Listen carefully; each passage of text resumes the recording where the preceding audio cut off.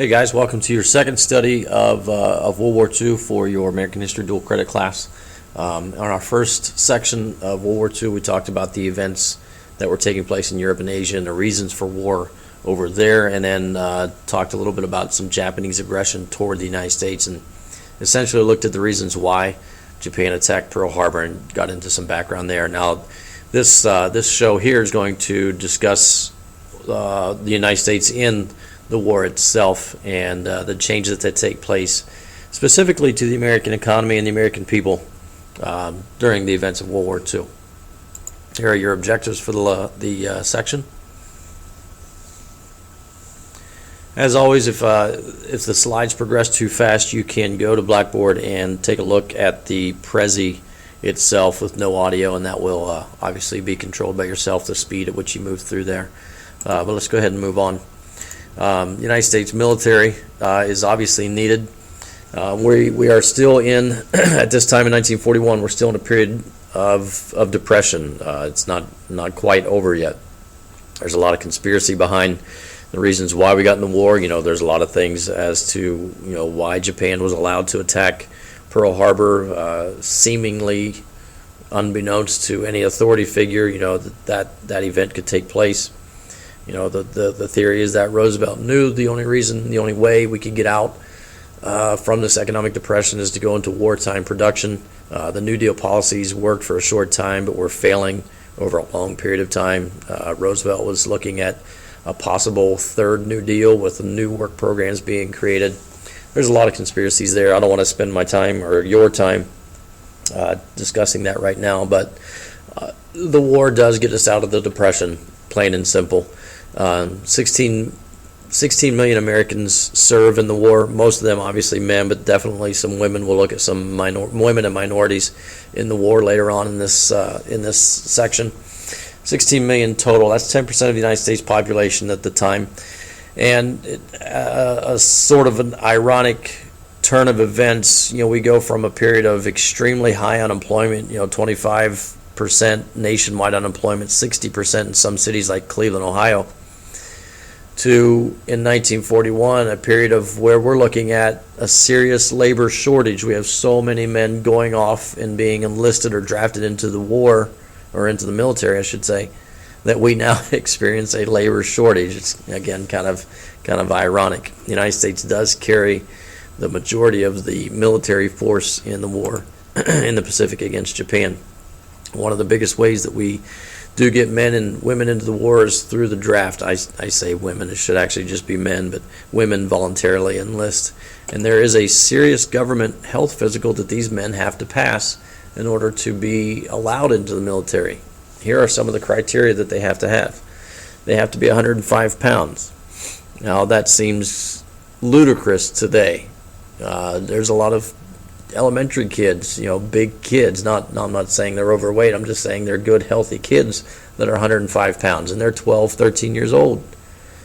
The United States military made 105 the minimum requirement. The reason for that is because of the Great Depression. The effects of malnutrition were clearly obvious in a majority of the United States citizens. The lack of food, the lack of proper nutrition and care was a serious issue. And so they dropped the recommended weight level down to 105, saying you have to be 105 in order to be considered for military service. Correctable vision, that means if you have some vision problems, you can wear glasses that are not going to impede your performance in warfare. No flat feet. Again, a lot of this is caused by poor shoes, poor footwear, which, you know, if you were lucky to have decent shoes during the Great Depression, then you were doing okay. Again, 50% of your natural teeth seems crazy to us right now to think about the dental hygiene that we stress as a nation today. But again, because of the poor nutrition, there were a lot of people who were lucky to have all of their teeth. No venereal diseases and no hernia. In the first few months of the draft, 50% of the men who do enlist or who are drafted are not permitted to continue their service in the military because they cannot meet these basic requirements. We contribute an arsenal for democracy. we have what Europe doesn't have. We have a lot of water surrounding our country. It is a huge natural barrier. We have a lot of room in the United States, what we would call idle capacity, to build industries for wartime production, something Europe doesn't have. And we use that border to buy us some time, and we use that idle capacity, that land, to start making our war machine and start making materials and weapons for ourselves and our allies. Rubber is definitely needed, but the majority of the rubber plants are found in Asia, and so we're not on speaking terms, if you will, with Japan or parts of Asia, so we have to make synthetic rubber, and that's a major industry that takes place, probably one of the biggest industries that begins during the early 40s. Our gross national product increases to $211 billion by 1945. Over half of that's going to the war, and you can see there's the statistics of war machines and weapons of war that we are making. We make, for the entire war, 296,000 planes, but in 1939, the United States only had 6,000. So from 39 to 45, you can see that we make 290,000 planes, 86,000 tanks, landing crafts, and obviously naval vessels. Our workforce increases by 20%. People who were considered earlier as unemployable become a highly desired commodity. And we're talking specifically about the young people, elderly people, and women. People who were considered to be unemployable before are now being sought after. And again, this is because most of the men are going off to war, and there is a huge shortage in the labor force. The government, as a way of exercising their power and making sure that business works for the best progress possible, the best progress for our success in war, the United States government gets involved and makes the unions and the business owners sit down and work out an agreement to ensure that there is no halting of any kind of production whatsoever. How do we pay for the war? Office of Price Administration gets involved, very similar to the events that take place in World War I, how the United States government controls the economy at the time. The United States does the same thing in the 40s. Office of Price Control helps control inflation, making sure that the goods for rationing are taken care of and sent to the war front for the men. The United States spends over $300 billion, twice as much as the country had spent in the first 150 years of our existence. 10 times as much as what was spent on World War I. Our national debt increases to $259 billion, and about half of that, or a little less than half of that, was borrowed, again, by selling war bonds, just as we did in World War I. 50% of this is covered in taxes. Again, World War I introduces that idea. $13 million are paid in taxes in 1941, and then you can see in 42 that number jumps up dramatically to $50 million. And again, because of the wartime production, because of the industries and all the employment that takes place, essentially the Great Depression ends. 100 of our country's largest firms are making 70% of the wartime goods. This becomes an issue because we see a large part of our citizenship claiming that there's government favoritism to these companies as they are given all of the business. But either way, it doesn't matter. Overall, people are happy because they have work, they have a paycheck, and they can get back to what they used to be, or what they once considered a normal life. And essentially, all the New Deal programs and everything that Roosevelt was trying to push through Congress to get Congress to pay for, these work creation programs like the CCC and the WPA, they end. That makes conservatives very happy, because conservatives saw Roosevelt and the New Deal as spending entirely too much money on these programs that only work for a short time. It says we make very few economic sacrifices. I think this is in reference to over there. We don't spend a lot of money over there. We spend most of our money here in wartime production, and then we use the materials over there. There is a sacrifice, obviously, with people having to pay taxes or increase in taxes, but with more people working, that's probably the number one reason why taxes increase so much. It's not that the amount of taxes is increasing, the money that is being raised from taxes is increasing because it's an employment tax.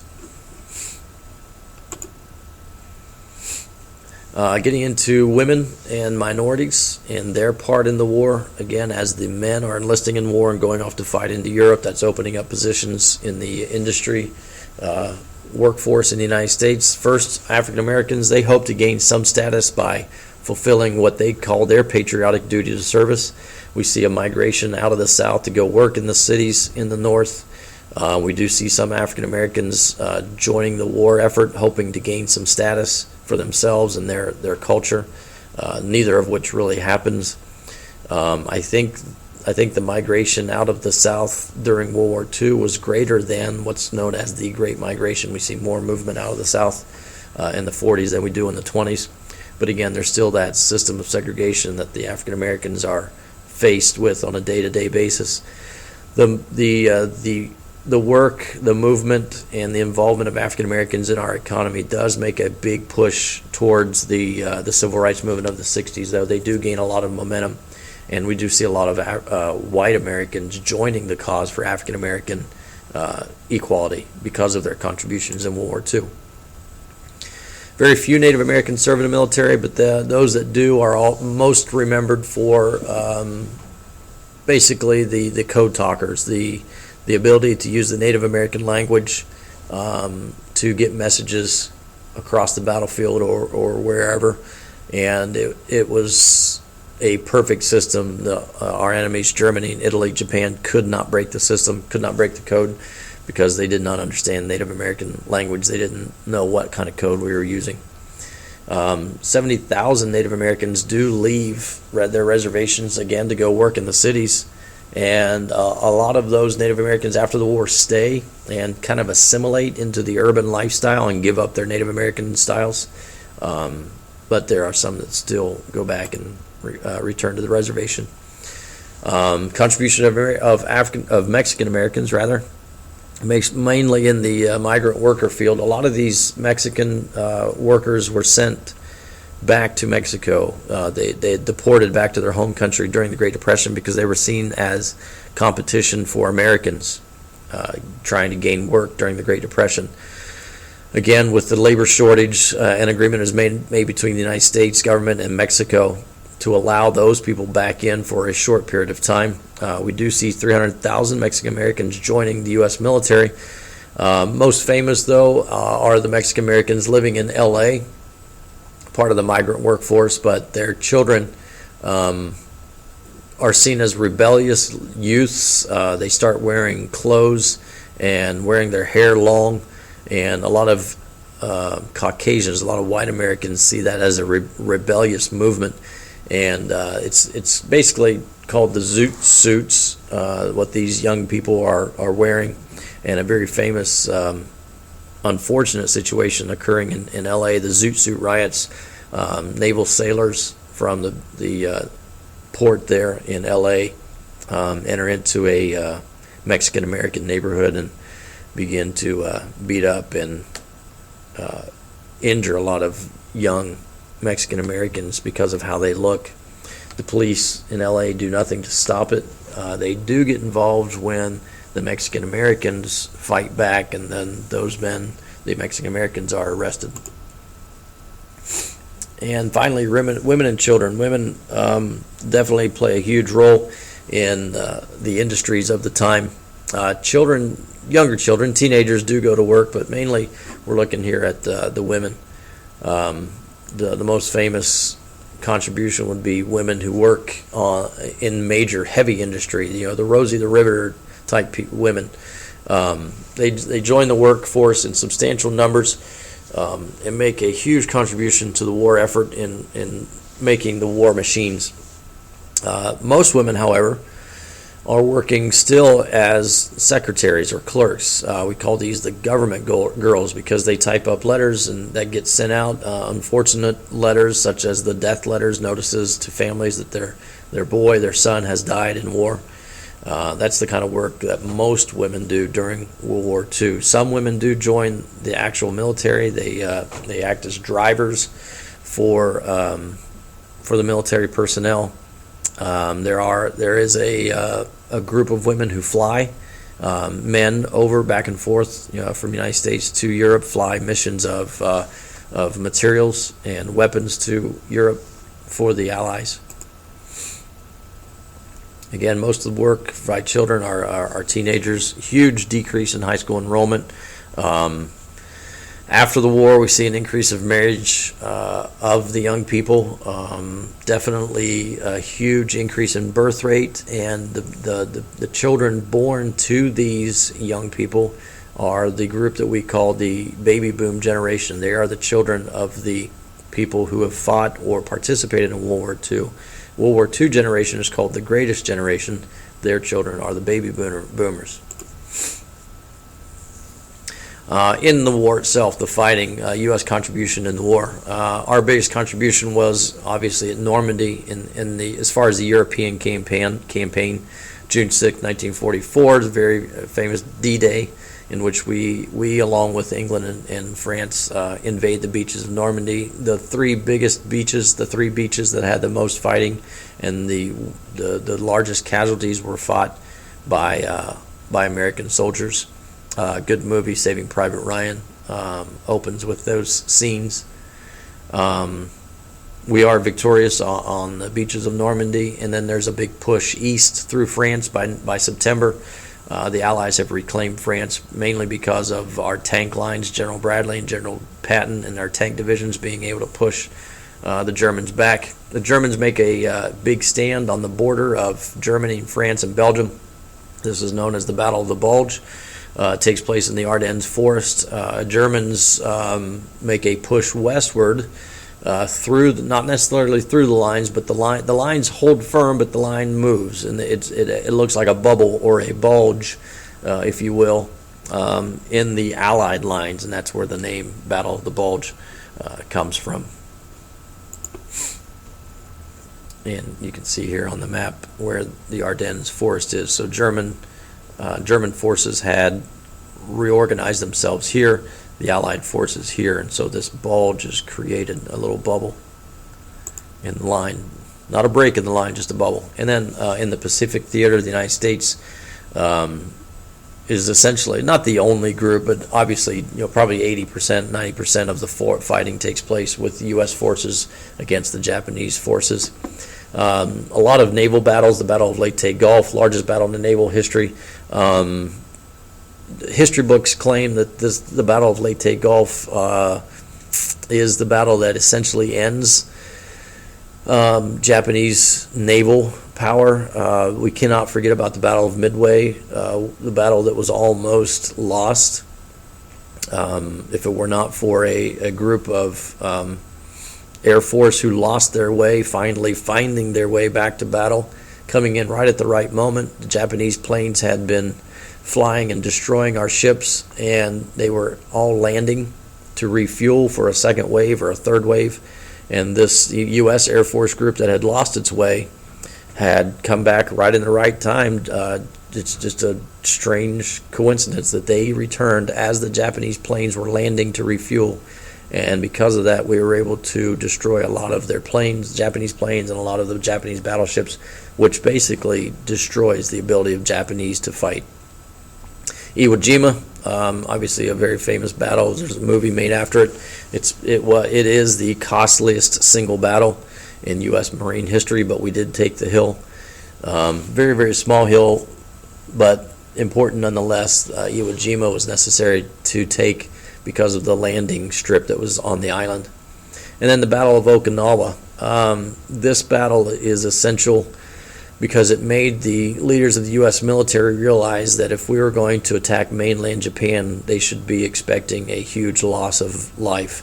And so the very tough and difficult Battle of Okinawa was won by U.S., but it also set the stage and basically led to the strategy of using the atomic bomb. Rather than lose lives by invading the mainland and fighting, they would just went ahead and decided to use the bomb to save American lives.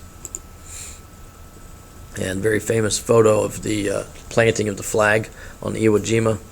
This photo is the staged photo, not to decrease any of the value of these men and the lives and the sacrifice they made.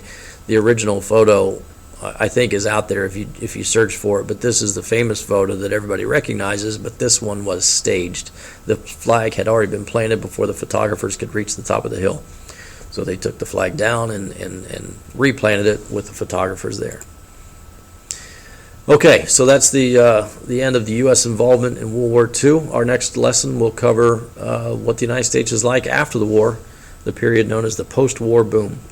Thanks, guys.